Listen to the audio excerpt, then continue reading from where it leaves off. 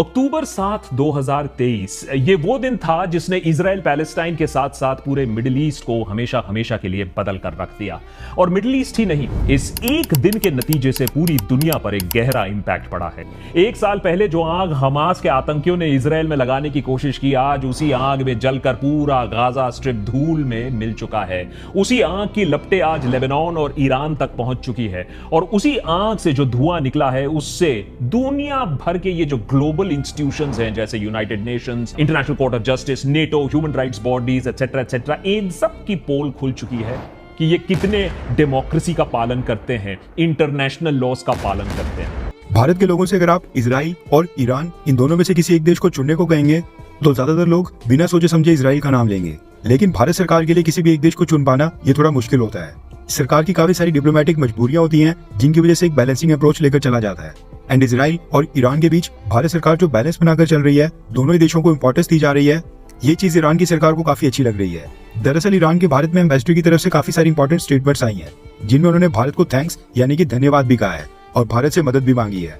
Iran के भारत में ambassador Ira's इलाही ने सबसे पहले तो ब्रिक्स संगठन को लेकर भारत को थैंक्स यानी कि धन्यवाद कहा है। आपको याद होगा पिछले साल ब्रिक्स में 5 नए देशों को जोड़ा गया था जिनमें से एक देश ईरान भी था। ईरान को ब्रिक्स की सदस्यता लेने में काफी सारी परेशानी आ रही थी। ईरान की अर्थव्यवस्था क्योंकि अमेरिका और वेस्टर्न देशों के सैंक्शंस के कारण काफी नाजुक दौर से गुजर रही है। ना ही कोई जीडीपी ग्रोथ रेट देखने को मिल रही है, ना ही ट्रेड में कोई बढ़ोतरी हो रही है। इसी वजह से ईरान के लिए काफी इंपॉर्टेंट था ब्रिक्स संगठन को ज्वाइन करना।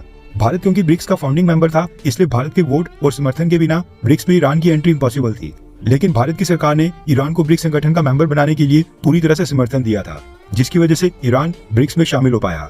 इसी चीज के लिए ईरान के भारत में एम्बेसडर इराज इलाही ने भारत को थैंक यू बोला है और कहा है कि भारत सरकार के समर्थन के बिना ईरान का ब्रिक्स का मेंबर बनना ये काफी मुश्किल था। लेकिन भारत सरकार ने दोस्ती निभाते हुए ईरान को पूरी तरह से सपोर्ट किया। हम इस बात को कभी नहीं भूलेंगे। आगे उन्होंने कहा कि यूनाइटेड नेशन जनरल असेंबली की साइडलाइंस के ऊपर दोनों देशों के लीडर्स के बीच कोई भी बायलैटरल मीटिंग नहीं हो पाई थी, लेकिन हम कोशिश कर रहे हैं कि आगे जो रशिया के कजान में ब्रिक्स समिट होना है उसकी साइडलाइंस के ऊपर भारत के प्रधानमंत्री मोदी जी और ईरान के प्रेसिडेंट के बीच एक बायलैटरल मीटिंग हो पाए ताकि ईरान और भारत के संबंधों को और भी बेहतर किया जा सके। इसके साथ ही ईरान के एम्बेसडर ने इजराइल के साथ ईरान के विवाद के ऊपर भारत सरकार से मदद मांगी है। ईरानी एम्बेसडर ने कहा कि ईरान तो इजराइल को एक देश के तौर के ऊपर मान्यता ही नहीं देता है, इसलिए ईरान और इजराइल के बीच इस समय कोई भी डिप्लोमेटिक टॉक्स या फिर मीडिएशन इस समय नहीं चल रही है। न ही ईरान और इजराइल की सरकार के बीच कोई मैसेजेस एक्सचेंज हो रहे हैं। मैं यहाँ पर कहना चाहता हूँ कि भारत ग्लोबल साउथ में लीडर का रोल प्ले कर रहा है। ग्लोबल साउथ के देशों को भारत लीड कर रहा है और भारत के इजराइल और ईरान दोनों देशों के साथ काफी अच्छे संबंध है। इसलिए ईरान चाहता है कि भारत की सरकार इजराइल के ऊपर अपने इन्फ्लुएंस का इस्तेमाल करके इजराइल को समझाने की कोशिश करेगी, इजराइल डीएस्केलेट करे। ये जो सिचुएशन इस समय मिडिल ईस्ट में चल रही है, ये ना इजराइल, ना ईरान और ना ही ग्लोबली बाकी सभी देशों के लिए बेनिफिशियल होगी। इससे नुकसान ही होगा। भारत ने अमेरिका के सैंक्शंस के बाद ईरान से क्रूड ऑयल परचेज करना बंद कर दिया था और साल 2019 से पहले भारत ईरान से $10 बिलियन के आसपास का क्रूड ऑयल हर साल परचेज करता था। इसके ऊपर ईरान के एम्बेसडर ने कहा कि भारत हमारा बहुत ही अच्छा दोस्त है और दोनों देशों के काफी ऐतिहासिक संबंध है। मैं खुद भारत के विदेश मंत्री जयशंकर सर के साथ क्लोज टच में हूँ।